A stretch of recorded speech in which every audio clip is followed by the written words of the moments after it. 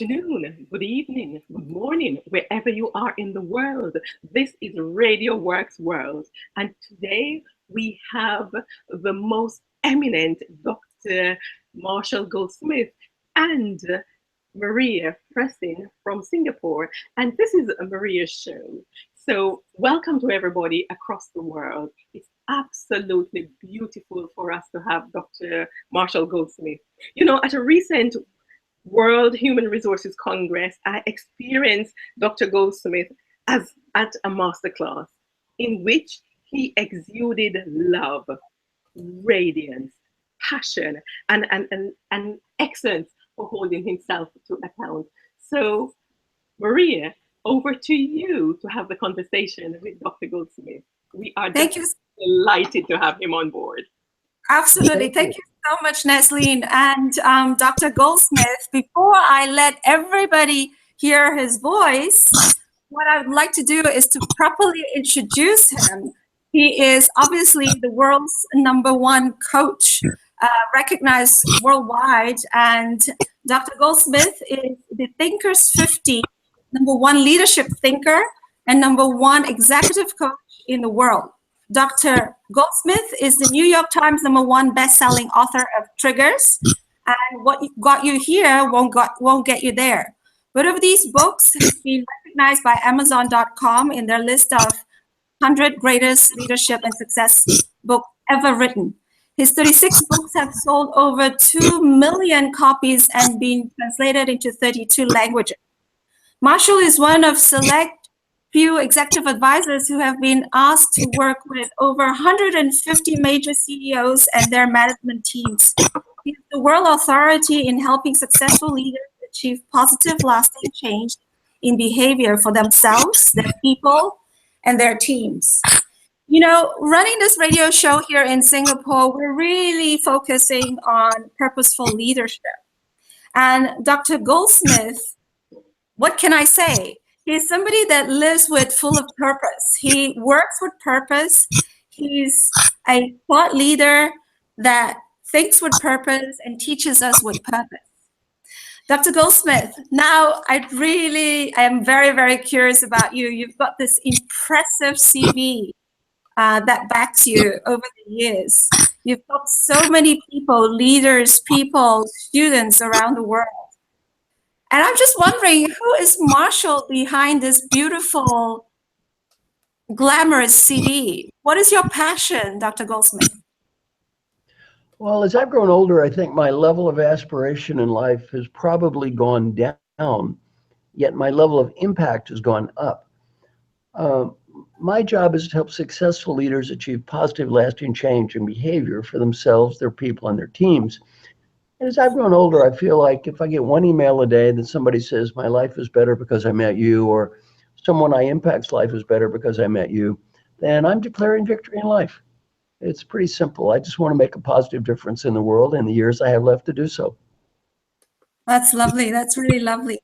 One thing that I hear people talk about you, and obviously I've seen so many clips and heard you talk so often, both in Singapore and in India.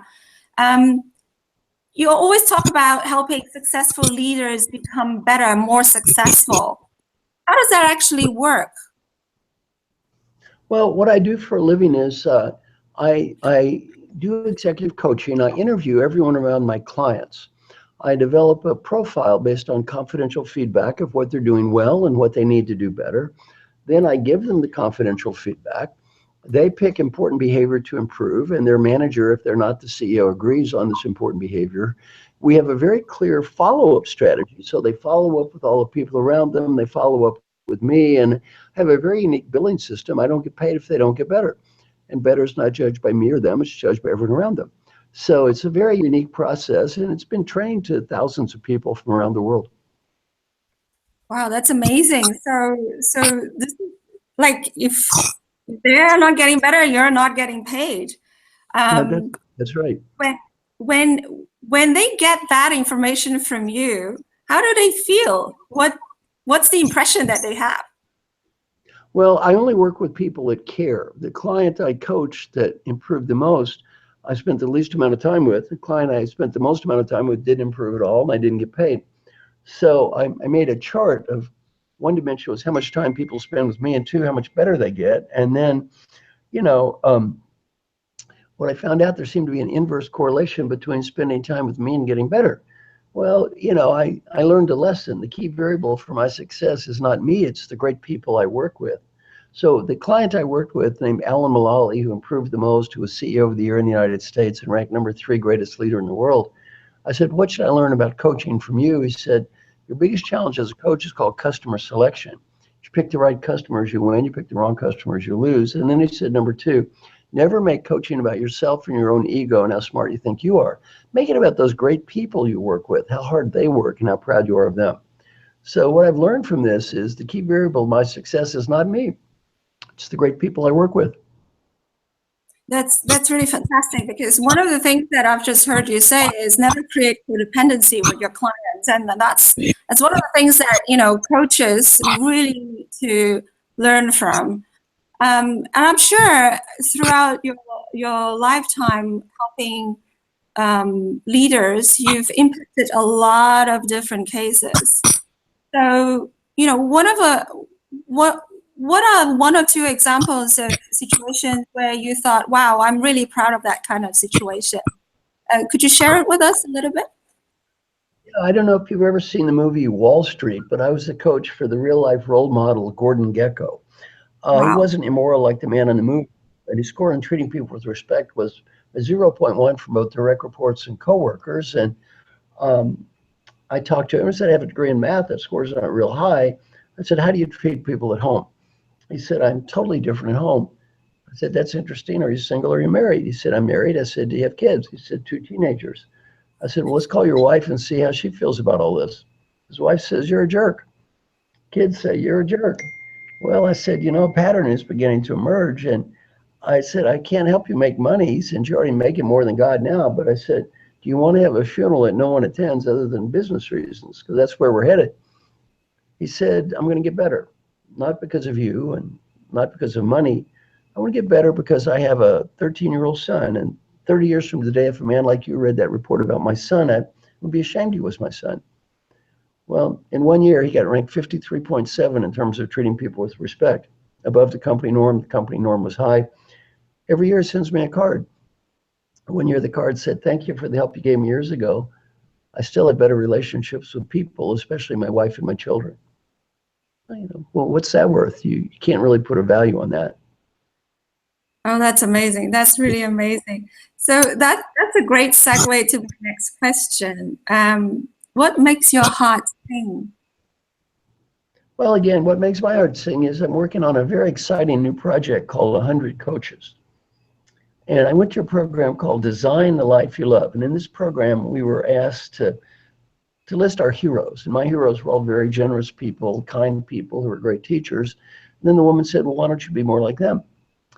So I decided I was going to adopt 15 people, teach them everything I know for free. And the only price is when they get old, they have to do the same thing.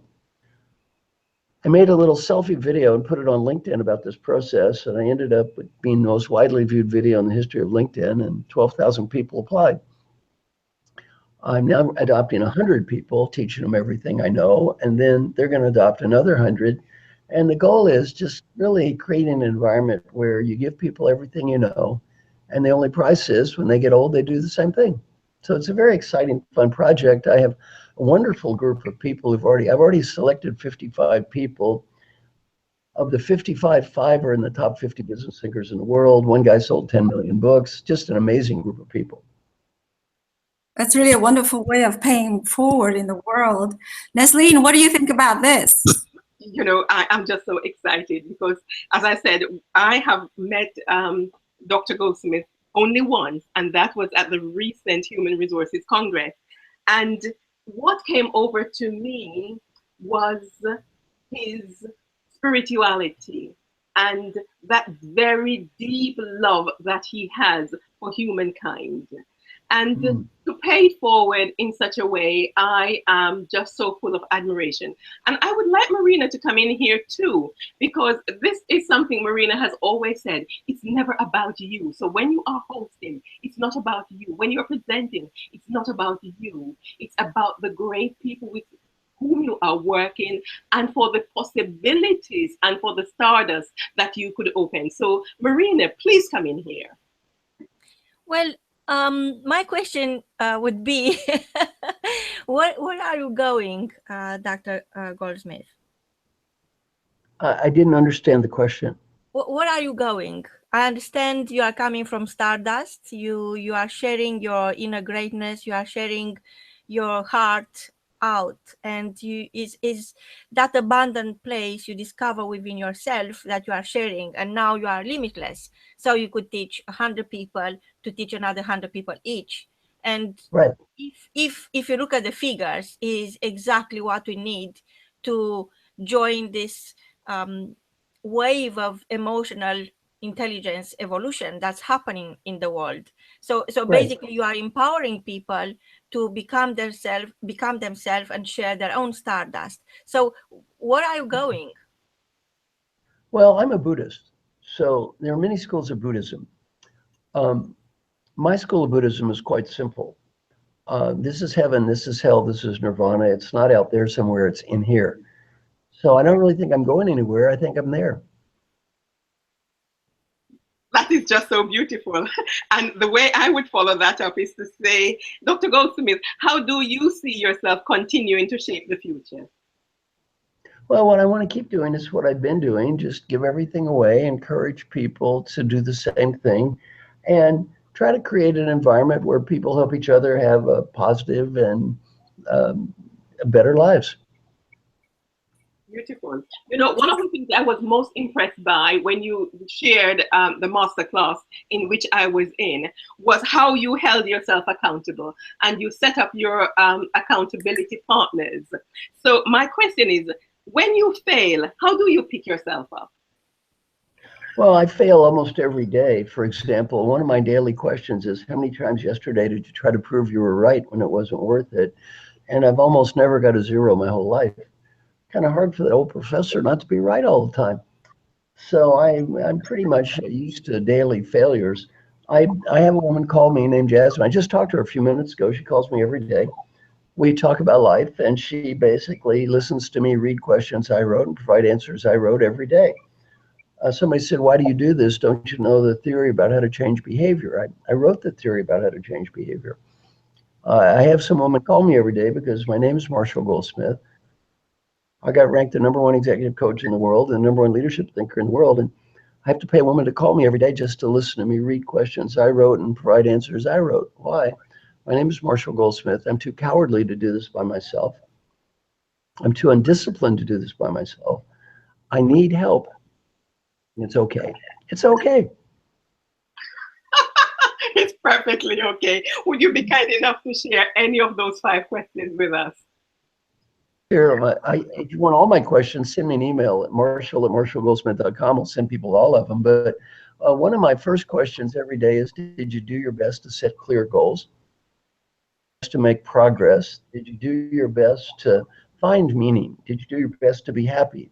Did you do your best to build positive relationships? Did you do your best to be fully engaged? Just a bunch of basic questions about life. That's so beautiful.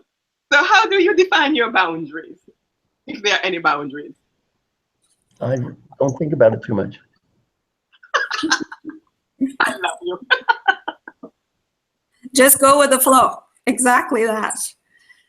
So, Dr. Goldsmith, so I was just wondering, you know, there are a lot of entrepreneurs out there that constantly are setting boundaries for themselves.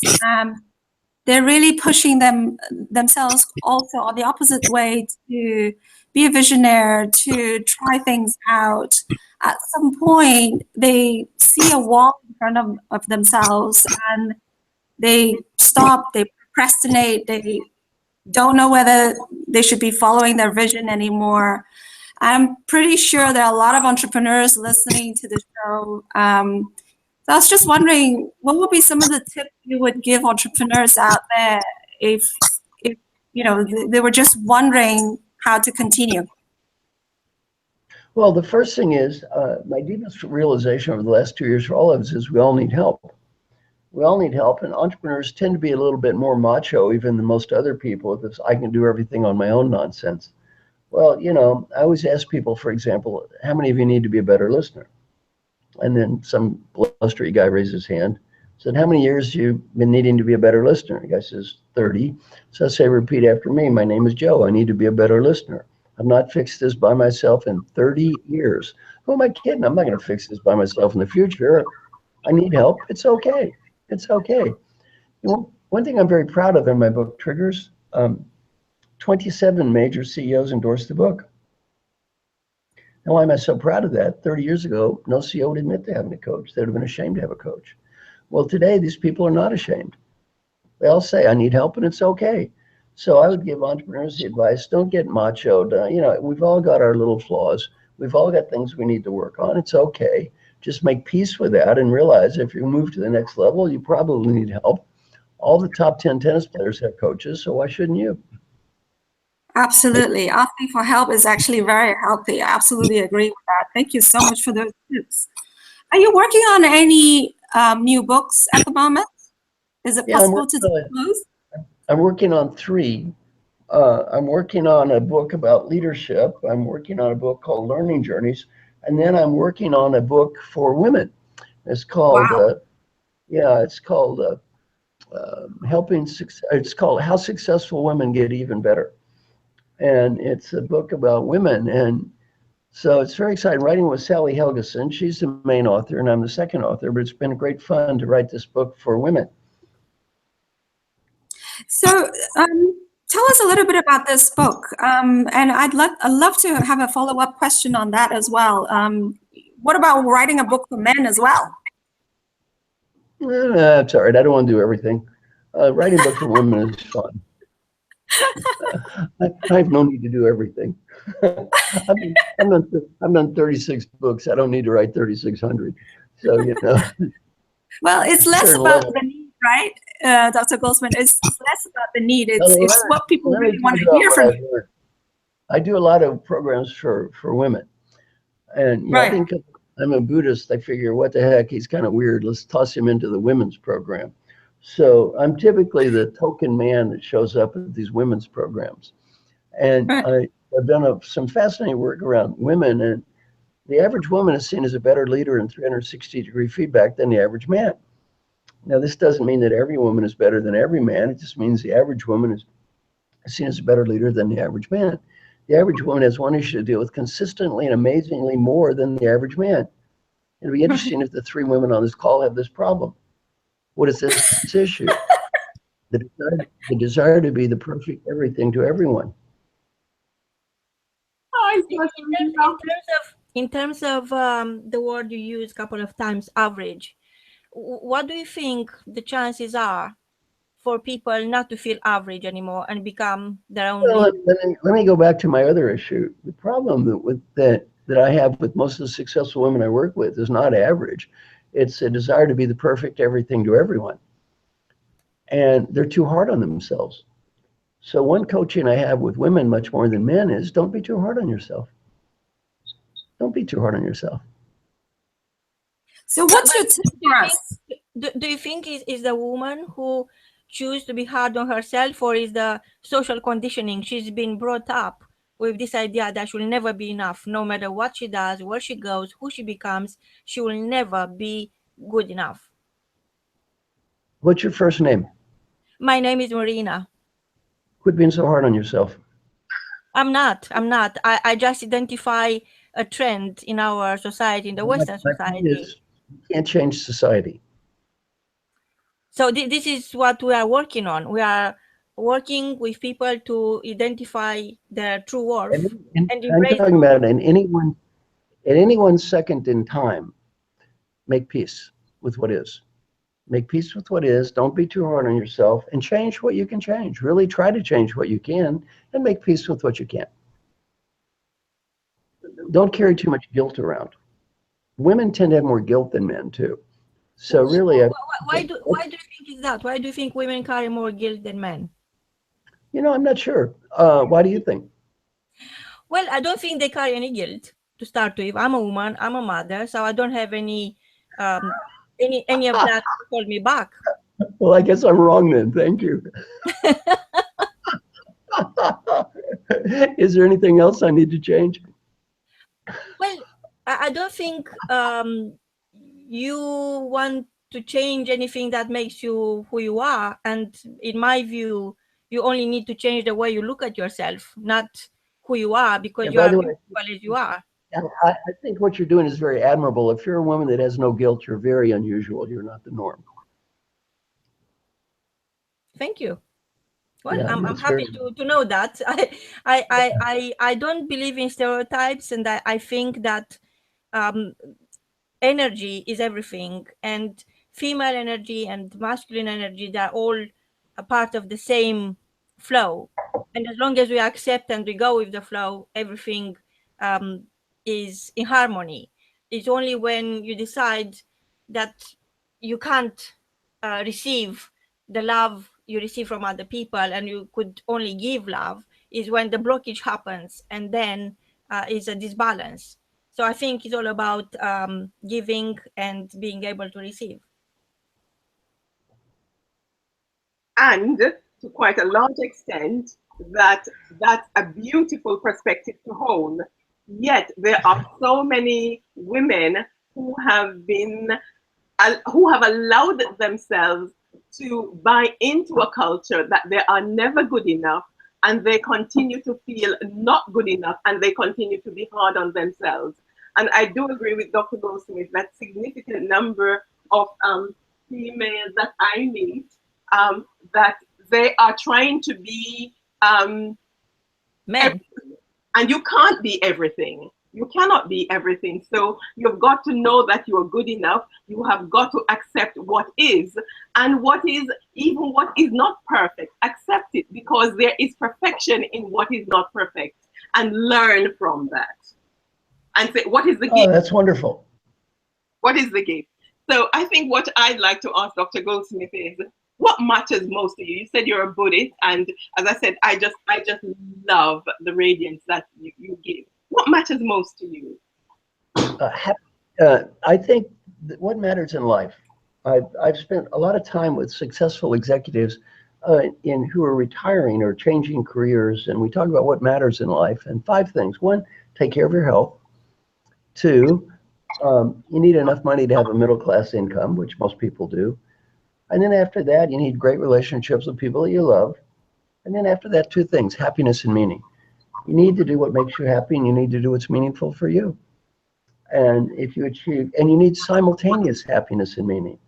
So I cannot tell you what makes you happy, and I can't tell you what's meaningful for you. Those have to come from your own heart.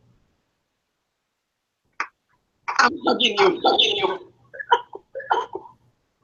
So in Yes. terms of life, when people think of life and their own life, they're thinking, I have to get better. I have to chase this next goal, this bigger house, this bigger car, whatever it is that they want to chase.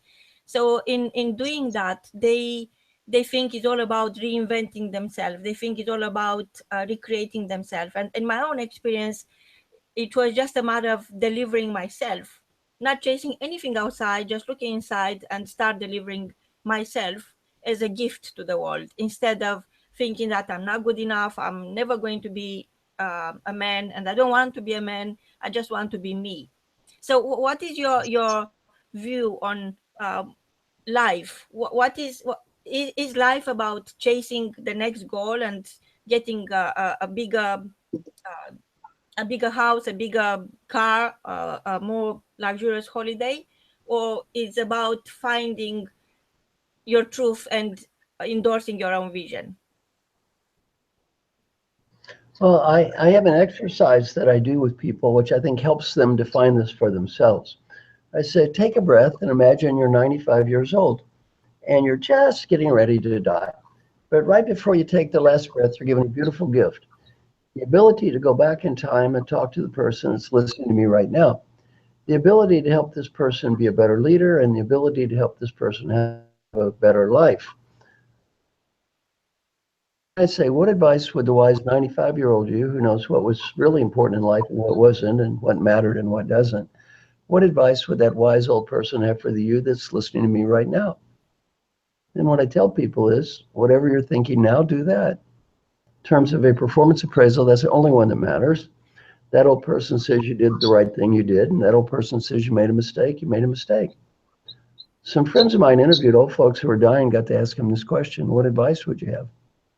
On the personal side, 3 themes. Theme number 1, 3 words: be happy now. Not next week, not next month, not next year. Be happy now. The Great Western Disease, I will be happy when. When I get the money, status, BMW, condominium, I will be happy when.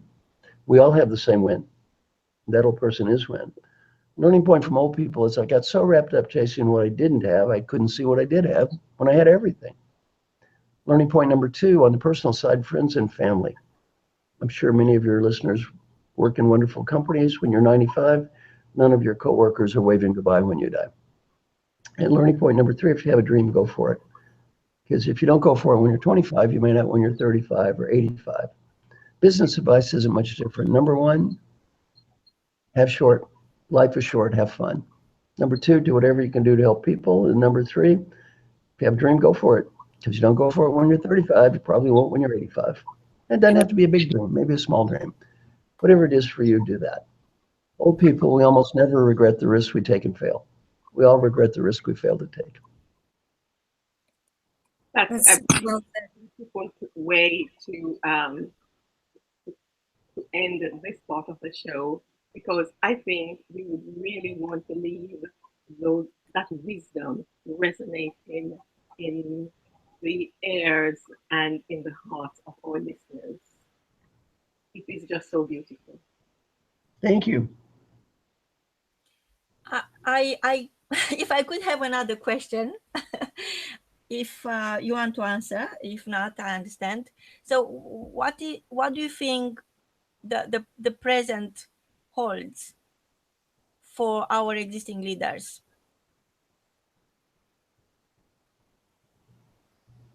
Oh, I think leaders have wonderful opportunities around the world. And again, it depends where they are, but I think there are many great opportunities for leaders everywhere. There's no shortage of good work that needs to be done. So you are saying that they have to start the work, actually?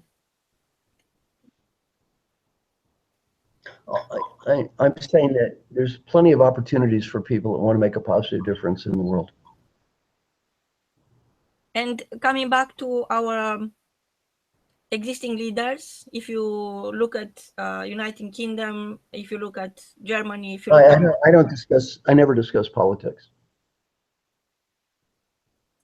So why is that? Everything is politic.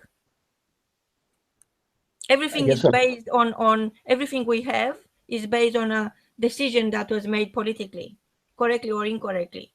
Even the food children eat in schools, it's a result of a political decision. So I believed for all my life that I'm better than being involved in politics. And last week I came to regret it dearly because of the tragedy that happened in central London last Monday. And I thought, what is that I did miss when electing people that now they cause a tragedy simply by neglecting the people and not thinking of the people who elected them. So all my life, I believe that politics is too dirty for me. It's a dirty word. And actually, everything is politics.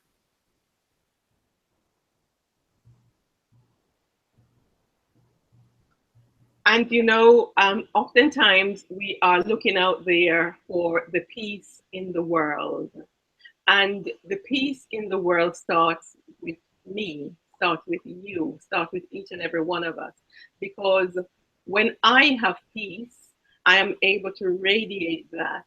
And when I'm able to radiate that, it is able to be felt. So coming back to the love that we need to have for each other we actually need to come back into loving ourselves first. And all that we are looking for outside, we need to start within. And I know you so buy into this as well, Marina. The work, the inner work needs to be done. Complete. I think the challenge I identified in the last week since that tragedy happened under my nose, like a couple of minutes away from where I live, is that the leaders we elect, they miss the leadership class. So that's why I was asking, what is your opinion on leadership, because you teach leadership, and you are referring to people who lead their own life, they become their own prime ministers, their own presidents, their own, or you are referring to leadership that needs to be experienced at a higher level by the people who become our leaders. And we elect those people, and part of those people is in each and every one of us. So what we need to become, each and every one of us need to come back and find the peace within us, because it's by coming home home to the self, and that be able to resolve that which we are seeking outside. If we're able to resolve within us, that opens up that great fountain. So interesting questions for us to continue to reflect on as leaders, that all that we are looking for outside or other leaders, we have to start within us first as well. Complete. There's a close bondage between love and forgiveness. It seems to me that one can't exist without the other, because it's a self-reflection on the self, and projecting yourself to the outer world. How do you actually regulate yourselves with the others in terms of leading yourself and leading others for greater good? So this is really a big topic. I'm very grateful that this is actually started here, and thank you, all of us, for this conversation. On a different note, I wanted to ask Dr. Goldsmith, what are your plans? Where are you traveling to? Where can we catch you next? Where are you teaching us? What seminars? Where are you in the world? Right now I'm in Los Angeles, and I got my next thing that's exciting is I'm working with the people I'm adopting in Phoenix for 2 days. Dr. Jim Kim, the president of World Bank, is going to be there. His mission is the eradication of extreme poverty on Earth, so I'm trying to help him. And then also Alan Mullally, my friend who was a CO Ford, is there. He's going to be there donating his time trying to help these people. So what we're going to be doing is we're trying to do our best to help these people, make the world a little better. Wonderful, wonderful. Any plans to come to Asia? Still in 2017. So I'll be back again. Okay, wonderful. Be sure to let us know, Dr. Goldsmith, because we love you, really, and here in Singapore we definitely miss you as well. Thank you. So, I have one last question on my side, and then I'm going to go around the table to Neslyn and Marina. So my question really picked up from what you were saying. Suppose you knew that, the end of life for you was coming up tomorrow. What would you be doing today? What I'm doing now. Wonderful. That's perfect. Thank you so much. Neslyn? I think I would just like to leave it where he actually shared that beautiful love. And no, I have nothing more. I'm just full of admiration and appreciation for you, Maria. And as you step out into the world to broaden your leadership and to have a greater voice, I send you unconditional love and support in all your radiant magnificence as you grow into the leader that you are. You know, it takes courage to be the person you are here to be in the world. For Dr. Thank you. Goldsmith, just to say thank you for your abundant sharing, for your abundant gifts, for your abundant blessings, and the contributions that you have made and continue to make. And as you say, if you knew that tomorrow was going to be your last day, what would you be doing now? And it's just exactly what you're doing.